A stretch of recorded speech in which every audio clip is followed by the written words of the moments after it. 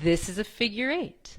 And this is a figure eight, right? They're all horizontal figure eights of the hips, but they're so different.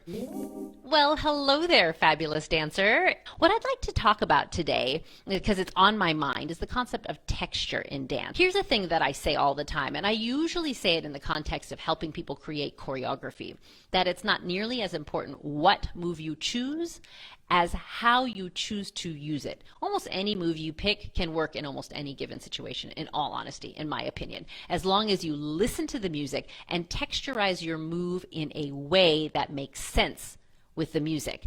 There are infinite textures that you can place on the moves you already have. So you don't need to collect more movements. You just need to work on the nuance and texture so that you can express yourself as deeply and specifically as you would like to in any given situation. And we're going to look at several different variations of figure eights just to look at different kinds of textures that you can place on this oh so basic movement. So when I teach it to beginners, I like to isolate it down to like the bare minimum, to think of it as a very muscular move and to encourage them to make it as isolated as possible. Basic belly dance posture, feet under hips, knees slightly soft, pelvic engaged, chest lifted. When I teach that basic figure eight, I want you to think of a muscular figure eight. I'm using the obliques. You're not really using the legs. You're not really shifting your weight. You're driving the movement from the midsection, right? You're driving from the muscles. You're using the legs a bit, but you're not shifting weight on the floor. You're not necessarily pulling energy from the earth.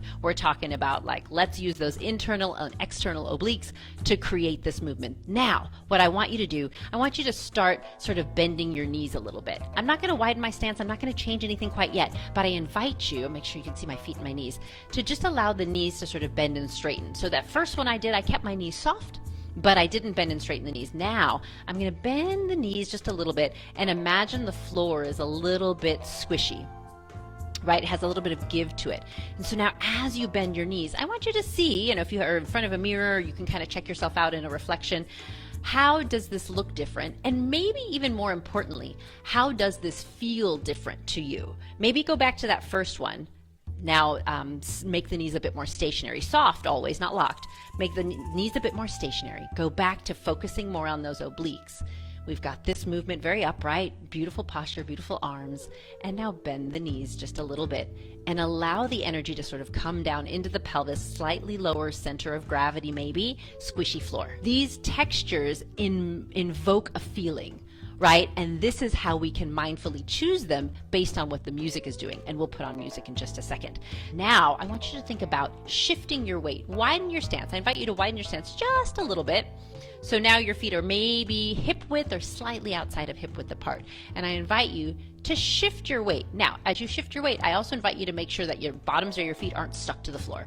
And so that as you shift your weight to accommodate your knees, to accommodate what's going on in your legs, maybe your feet are going to shift side to side a little bit as well or twist in place. Allow that to happen and keep that figure eight going. This is a totally different animal. This is a figure eight. I'm still using the obliques to help create the movement, but now it has a very different feel because it has this side to side wave. I'm using the weight in the floor, right? And so we get a little bit wider feel. It has a little bit more push and momentum to it, right? So this is a different figure eight that's going to look different. It's going to translate a different idea, and it's going to feel different internally. Now continue with the slightly wider stance, and now go to that squishy floor idea. Bend the knees. Right? Just little bends, nothing big. I'm not going into deep plie, but I'm allowing the knee to bend, which is allowing my hip to get bigger range, right? So bend the knees, think bigger range, and think gooey and delicious. I'm imagining like chocolate fondue, I think, because I promised my daughter that I would take her out for crepes tonight, and they drizzle that chocolate on top, and now I'm salivating. So imagining chocolate fondue, right? Let this figure eight just sort of like drip and drape over your crepe. I'm thinking crepes. Okay, here we go. So this is a totally different feel, right? So take a deep breath. Let's go back to the first one. Bring the feet underneath. Muscular belly dance 101 figure eight. Try to make it as vanilla as possible, right? It's just a figure eight and nothing more. Nothing else is going on. Like, I think this is really good to be able to do. This is total muscular control. Yeah? Now soften the knees just a little bit more.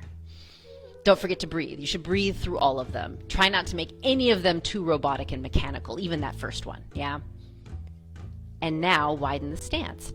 But now let go of that like squishy floor idea. But widen the stance and let your weight shift side to side. And now bend the knees, right? And let the weight shift side to side. And let the hips be a little bit bigger. And now maybe does your torso turn a little bit too? That's cool, right? So now we've kind of taken out some of that isolation that was such a big deal in the first one. And we're allowing the upper body to move, maybe not completely with the hips, right? It's not making like a big side to side movement, but we're allowing that upper body to sort of flow naturally side to side because the weight is shifting, the floor is squishy, and the chocolate is dripping. Yeah? Now let's do one more here. Let's think about a really big stance. And I want you to dig into the floor. You're scooping into the floor. When you get here, pause for a breath. Scoop into the floor, pause for a breath. Scoop into the floor, pause. Yeah, I'm getting like I'm still with the chocolate. I'm like scooping out the ice cream. Shh. I'm really hungry, y'all. Scooping out the ice cream, pause to take a bite. Yum. Ooh, and if you think about that, it makes it also delicious. Right? Ooh, visualize that. Whoosh. Scooping out the ice cream, right? Arms can do whatever you would like. I invite them to be creative, right? We're talking arms and hands, right? You can frame your movement or you can make them drip like chocolate as well. But you are bending the knee. I'm really bending the knee. And if you can see, my feet are really kind of swiveling to accommodate. I'm always thinking knees and toes in alignment, right? So if I really bend the knee and the knee comes in, the toe is going to follow. And pause. And taste delish, push down and scoop. Let's do one more on each side. Down and scoop. Scoop. Now bring it back to the first one. Right? Breathe. This is still beautiful. Vanilla is delicious as well. Right? So those are all the same move. They're all a figure 8. The way I would use them, the way that you would use them, is totally different depending on the music, depending on your feel, depending on the emotion that you want to portray, right? Like I feel like this portrays something very different than this, right? Which portrays something very different than this. Right? And we as you know, Arabic dancers, we are the physical embodiment of the music. I once heard someone say, and I love this idea, if someone who was deaf came to your performance, could they watch you and hear the music? Right? Can you be the vehicle through which the music is translated to your audience? And I feel like one gigantic way to do that is texture. It's not needing 100,000 moves. It's taking the 15, 20 moves you have and texturizing them in infinite different ways, yeah? All of these are figure 8s, right? If I were like, what's the name of this move? It's like, it's a figure 8. What's the name of this move? It's a figure 8, right? So I mean, like, this is a figure 8. And this is a figure 8, right? They're all horizontal figure 8s of the hips, but they're so different. And so I think sometimes we think, you know, the moves I know, what move am I going to do at this part of the choreography I'm making? Okay, I'll do some figure 8s. Cool. But yeah, like, are you going to do figure 8s? Are you going to do figure 8s? You know, we didn't even start to talk about like adding jewels, you know, like what kind of figure 8 are you going to do? There's so many options, right? So what I'd like to play with, I'm going to put on some music. And with music, I think we instantly have sort of more of an emotional connection to the movement. And I would like you to play through all of these. I'll lead us through them first, and then I'll let you kind of free for all so that you can decide the tempo and timing. You can decide what your arms are going to do.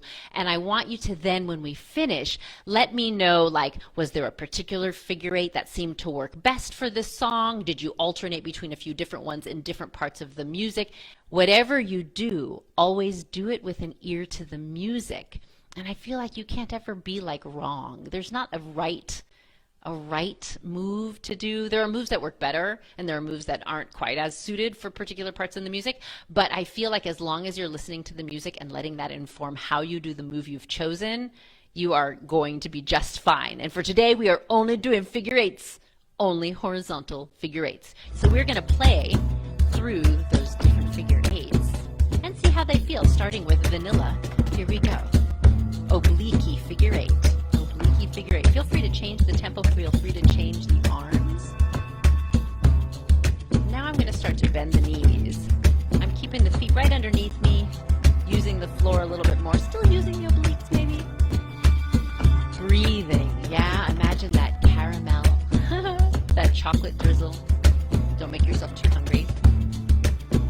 And now let's try widening the stance. I'm going to do it without too much squishy floor yet, making it sort of easy, maybe a little bit more skeletal. And now, because I really enjoy it, let's go ahead and bend the knees and think squishy floor. Maybe put that pause in there. Push and pause. Push and pause. When you pause, can you take that breath? That inhale. Yeah, maybe not every single one. That's a lot of breathing.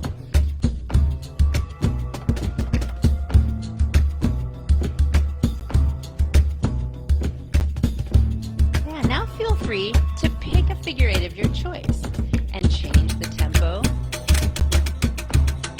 What figure eight do you want to do and why? Maybe just because it feels good. Maybe you heard that little rig come in. I'm like, oh, I want to put a little shimmy on my figure eight. That's a texture.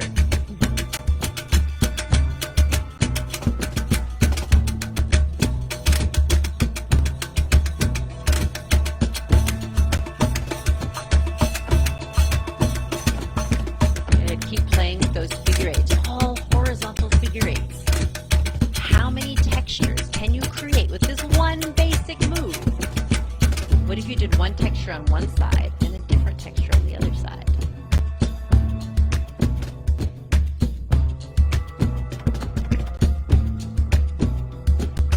Or place the textures right next to each other.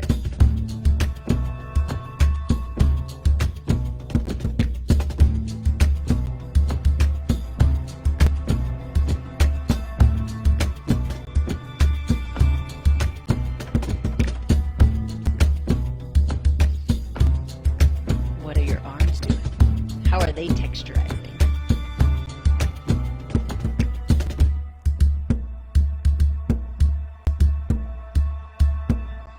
And pause. So this kind of stuff, I think, it's really high level kind of theoretical belly dance stuff. Like maybe it's not as exciting as learning to like layer 5 things on top of one another, but this is where it's at, folks.